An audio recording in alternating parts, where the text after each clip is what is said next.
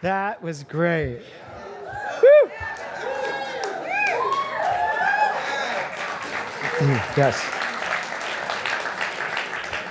Kevin now has to run to rehearsal, which means I get to say whatever I want about him.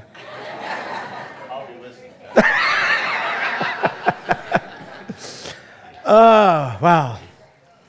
So, the thing about that song is this. Obviously, there are two perspectives up here, yes? You've got the young, innocent, everything's possible voice, and then you've got the older, acerbic, I've seen it, I know what it's going to be voice. Where do you land in that? You're all like, that's a depressing question. Because I'm looking out and you're all like, oh yeah. Because you can't help getting to a certain age and thinking you know it all because you've just lived so much of it. I've lived 64 years of this. So I kind of know what's happening. And don't we so want to tell everybody how it is? I mean, it's so funny, you know, Nora did not like being at UCLA. And I would imagine she would have already decided not to be there and to just start her life. And yet, I consistently thought it was my job to tell her what it's like and that you should go to college and get a degree and you should stay at UCLA and work at this thing called musical theater. And you should do all this until this one day, actually very, very close to her accident, when after I launched into my lecture, she stopped me and she just went, hold on. She goes, did you go to college? I said, I did, yeah. She goes, how long? I said, I went for like a year and a half. 2 years. No, I went for 2 years. She goes, and then what happened?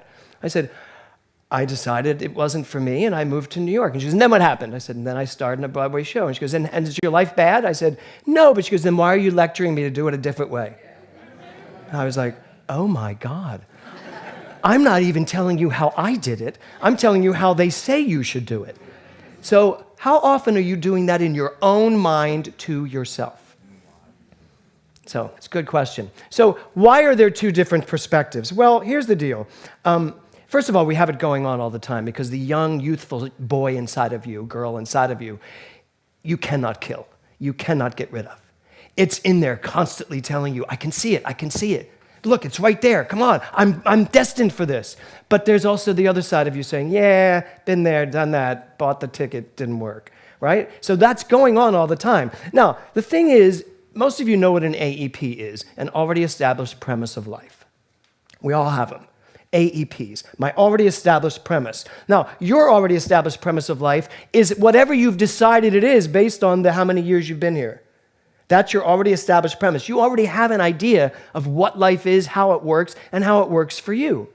The question is, or the important thing to do is, we need to break those down. We need to question the hell out of those things and ask ourselves, am I really living from a premise that works for me? And is it really that important? So, Anais Nin said this, we don't see things as they are. We see things as we are. The frame we put around our life might not be the truth. And that's the little part of that quote I never remember. I always remember we don't see the things as they are, we see them as we are. But this last line, the frame we put around our life might not be the truth. You might be living in a life that's actually not truthful. It's not really the truth. You may be making decisions based on things that are not the truth. You may be stepping out there into the world based on premises that don't support you. Premises that you've built up over these years. Two people will see the same thing so many different ways. So the lovely Barbara Shane is helping me with this. I'm going to ask you, before you do that, I'm going to show you a slide, and I'm sorry, those of you on the side, just see if you can see it. We will have that fixed someday, soon. I'm going to show you a picture, and just look at it and see what you see. Here we go. We have your talk title first. Oh, did I do my talk title first? Yes, the title of my talk is, Can You See It? Okay? I know you can't. It's a picture of a telescope with the word focus underneath it. Okay. It's a tough room. Okay. Okay, so here is the first slide. Just take a look. What do you see? Now, here's the thing. I looked at this picture. It's a famous picture. And all I saw was that beautiful, young, kind of Bernadette Peters type Sunday in the Park with George face, that gorgeous young person. And I could not see anything else. I just couldn't until I looked at the title of it, and it's called Old Woman. And then if you see it, you see the old woman. So how many of you saw the old woman right away? How many of you saw the young woman right away? Okay, what's the difference? It's the same picture laying on that wall. I know, sorry, just run over and take a look at it. It's the same picture, same pixels, it's exactly the same, and yet you saw, what did you see? Young. You saw the, I love that, young woman. You saw the young, what did you see? The old woman. Two people sitting next to each other, the young lady and the older lady. You're the same age, yes. Why did you see it differently? What do you think the answer is? Eric? I don't have the answer, but could you show us the old and the young? Because I think some of us can't see both. Some of you can't see both? Okay, hold on, I can't get up there. The young woman, see the feathers? That's the top of her hat. And then just go down and there's her chin. The nose of the old lady is the chin of the young lady. And then the curly hair. See the curly hair? So some of you really couldn't see anything but the old lady, right? You are totally screwed. So, but here's what's funny. I, of course, back to me. I only could see the young woman. And when I figured it out, I went, that's because I'm so youthful. I only see young things. I couldn't see the older women. That's not it at all. It's basically a perception of your eye to focus on the most prominent thing to your core beliefs. Believe it or not. So, because I had to look this up and see, so how do we react to this? It's everyone has their own set of AEPs, already established premises. And the belief system that guides you literally leads you to see what you see the way you see it. So in sense, it's not that if you see the old woman, you have an old person's mentality. That's not it at all. But there is something to be said about your belief system to take a look at, which we're not really going to do today, but have fun with that. So I'm going to do a second one. So anybody that had been up, you might want to go back over there. So here's the second picture.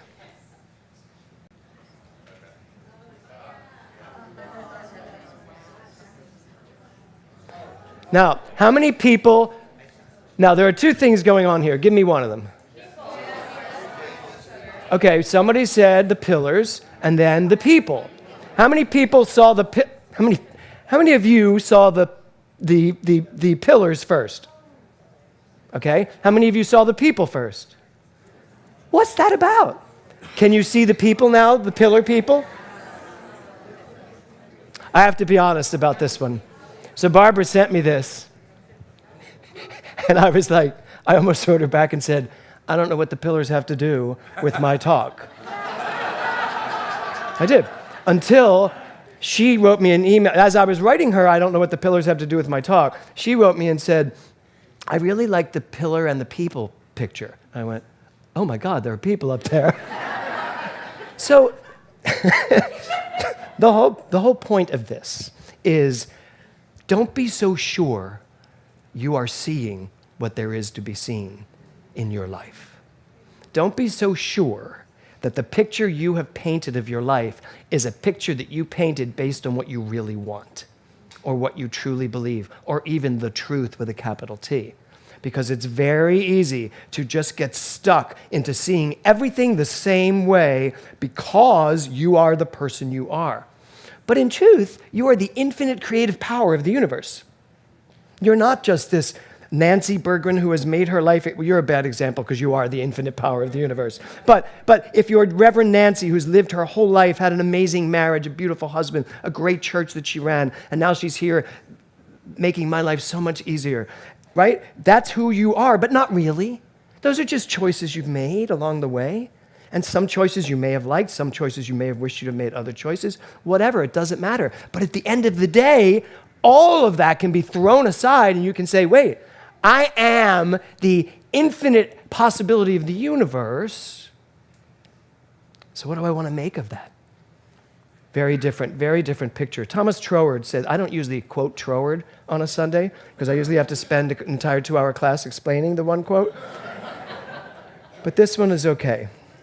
He says, relying on the maxim that principle is not bound by precedent, we should not limit our expectations of the future.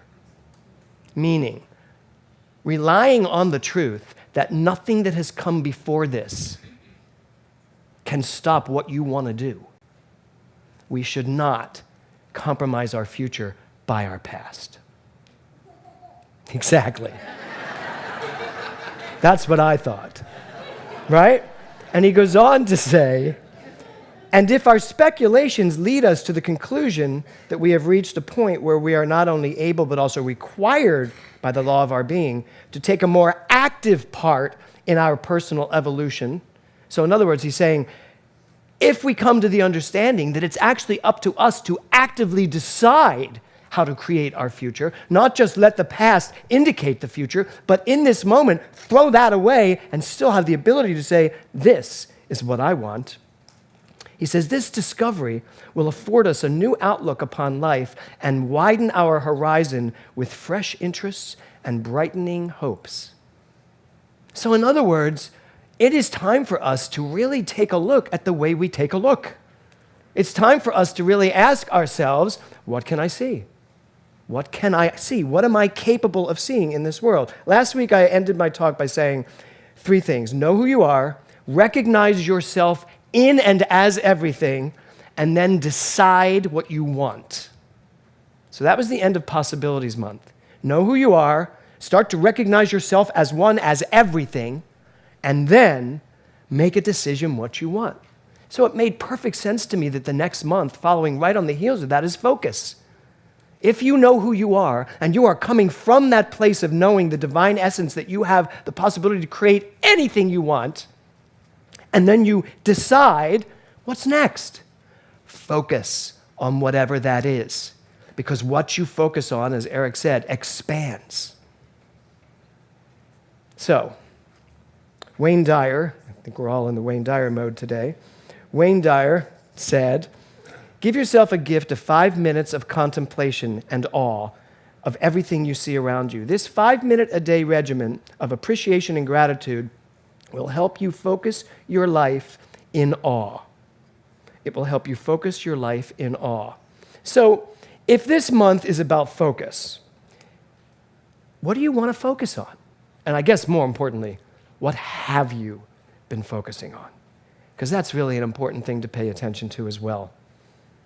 Mark Twain said this, you can't depend on your eyes when your imagination is out of focus. Just let that sit for a minute. You cannot depend on your eyes when your imagination is out of focus. I think many of us have somehow allowed our imaginations to get out of focus. I think we've stopped imagining the world through the boy and the fantastics and have stepped into El Gallo's head of saying, I know you see that, but this is there too. And I'm not saying we should ignore what's there. I'm not saying we should pretend that the world's all lollipops and roses. That's not what I'm saying at all. But what I am saying is, if there are lollipops and roses and there are thorns and despair, why would I focus my attention here as opposed to here? Because if I understand and know that what I focus my mind on expands, don't I want to expand the joy of my life? That's what that affirmation's about. I focus my mind on that which will bring me joy. And it's very easy. Haven't you? I bet this week alone you could go back and look at something you focused on that made you either anxious or unhappy or that kept, propagating the idea that something was wrong. I bet you could easily look back and see where you might have done that this week. Anyone? Okay. Can you also look back and see where you spent active, conscious time contemplating the joy of your life? Contemplating the love in your life. Yes, and I'm sure you can. So why wouldn't we want to tip that scale to this is all we look at? I still see this, but I know the truth. I mean, that's really the teaching here. I know the truth. The truth is there is only what we call good, but there is only this positive energy of life moving forward at all times, regardless of what's happening. And that can be very hard. So I said earlier, Wayne Dyer suggests this 5 minutes of contemplating. Just 5 minutes, he says. Contemplate the joy of life. See all the awe in the world. Just 5 minutes and see what it does to you. So what if we only allowed ourselves to focus on those things that made us feel good? Does that seem crazy? That we only allowed ourselves to focus. Well, what about the things that come along that don't make us feel good? What do we do with that? Well, I don't talk about it much from up here because I really don't want to be the minister whose daughter died. I just don't want to be that man. But this is a very challenging time for me. Very challenging. Just if you think somehow, I know you don't think this, but there are people that think that after a while it goes away and you can get back to your normal life. Well, my normal life is not the normal life it was before November 22nd. It's a very different life. Does that mean it has to be a bad life, a terrible life, an awful life? No, not at all. Would she ever want that? No. I wouldn't want that for anyone myself. So this morning, and it gets harder, just so you know, at first. It's getting harder. And this morning, as I was up early and preparing for today, there was I had changed my screensaver on my computer because I had Nora with her guitar, which she played the week before she passed, and I had her on the computer. And it kind of worked out for me because I have a huge screen, and when I would have a file up, it would cover that picture, and I would do my work. But I changed my screenshot to a picture of Kevin, Will, and Nora in Scotland. And Nora ends up in the picture on this side, holding on to Kevin with this little face looking out. And no matter what screen I go to, there's her face. And at first I was like, focusing on this is a little difficult for me. I should move this. And then I thought, oh my God, you're gonna move her picture because you don't wanna look at it? That feels awful. And then, so I'm now in the midst of this, do I move it? Do I not move it? Do I move it? I could always move the screen, the file I'm using over here, and then I'm just covering her up. And so so this morning, I'm at the computer, I've got my file up of this talk, and I'm looking, what do I want to make sense of? And there's that little cherubic, smiling, blonde face looking at me. And right as I was thinking to myself, what are you going to focus on? Well, clearly, I have been focusing on, she's not here. And that's very emotional for me. She's not here. There's my focus every time her picture comes up. Every time I walk anywhere in my house, she is somewhere, everywhere in my house.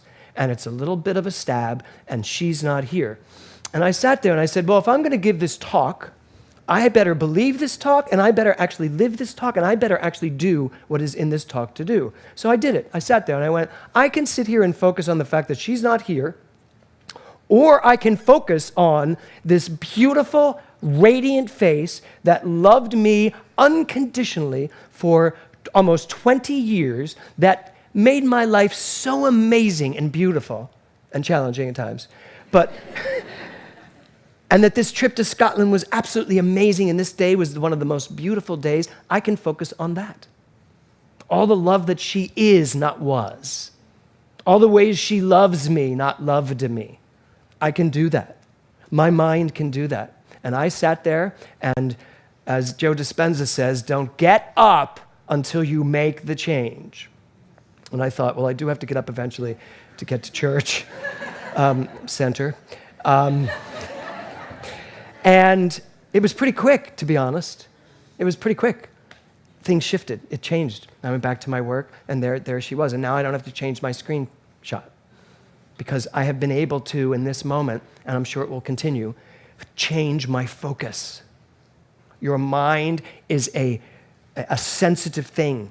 It waits for you to tell it what to do. It sits in repose, waiting for you to decide what you want to feel. You cannot be held captive against your will. You really can't. It's up to you to decide, what are you going to focus on? You can focus on the many failures that may come along in your life. We all have them. And the more we focus on the failures, the more we encourage failure to show up. Or we can look at the same thing one person would call a failure and understand it was the perfect journey to learn what I need to learn, to get where I need to go, and the next time is not. So that's what we get to do this month. And I really invite you this month to take the time to notice where you're putting your focus, to decide if that's what you want, and to turn it around.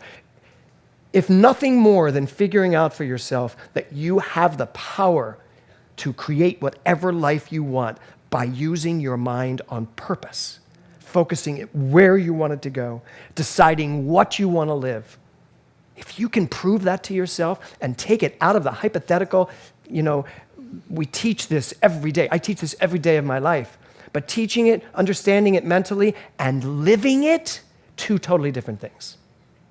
If you can move it from the head to the heart, if you can move it from that critical thinking place to that emotionally feeling place and start noticing that you are able to turn your life around the minute you take charge of your mind and focus on what you want to focus on, life will change.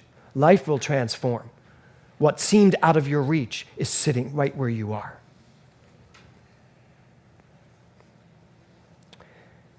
So,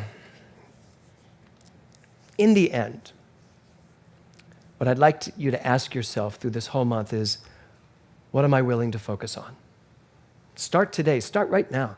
What am I willing to focus on? I have a TV series that I'm in the midst of writing, and I've been waiting for a meeting with a very prominent producer in this industry who can make this happen. And it was a 3-hour meeting. I finally had it yesterday, and it was so exciting to sit with someone that smart who has 5 TV shows on the air right now, and to listen as my life's work, because it is the story of my life, was deconstructed before me, and to feel in my heart that nothing that was being said to me, I didn't take anything personally. One of the things she said about 2 hours in, she went, you don't take anything personally. I said, I probably do on some level. I said, but for some reason, no, I'm really excited. And it actually means me going back and starting from word 1 and rewriting this thing, using a lot of what's in there. And when I got home, I was so elated. I was like, oh my God, I can totally see this. I get blah, blah. And I thought to myself, it would have been the old me before science of mind, before I understood this in a way that it embodies my life, I would have sat there and every single thing went, well, let me tell you why that has to be there. Or let me tell you why that really does work. No, you're wrong. This is real. How many of you do that? Yeah. Not my hands went up. So, but that's the old me. That's the me where principle was bound by precedence. But now I get it. I really get it. Where do I want to put my focus? So that question to ask yourself this whole month, what am I willing to focus on? What do you want? If what you focus on expands, where do you want to expand your life? Sometimes it means eliminating things from your life. Sometimes it means eliminating people from your life. It doesn't matter what it requires. It just matters that what it requires, you are willing to do. So what are you willing to focus on? Where are you willing to expand your idea of you? And the last thing I want to tell you to do all month is really break that paradigm that you think you know what you're looking at.